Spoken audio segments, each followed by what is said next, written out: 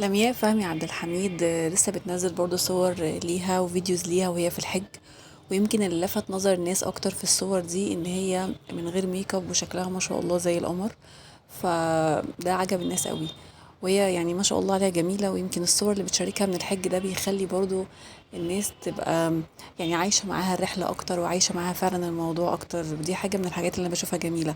طالما الحاجة دي أو التصوير ده مش بيعطلك على تأدية مناسك الحج، فحلو إن أنت تعيش الناس معاك الحاجة زي كده، لأن هو بيبقى في ناس كتير جدا نفسها إنها تطلع ومشتاقة جدا إن هي تشوف حاجة زي كده، فلما بتعيشهم معاها الرحلة ده على الأقل بيخفف عليهم شوية الاشتياق للحج يعني.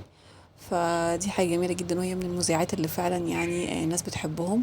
ويمكن حتى البرامج اللي بتاعتها لما بتقدمها دايما الشيوخ اللي بتستضيفهم فعلا الناس بتستفيد منهم استفادة كبيرة جدا، ودايما بتحب يتفرج عليهم. وبقى فعلا يعني من برامجها من البرامج الأساسية في أي بيت لازم بيتفرجوا عليه.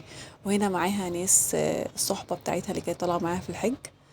وهنا صورة ليا وهي في الكعبة، ربنا يتقبل منها. وهنا معاها أعتقد صديقتها، ربنا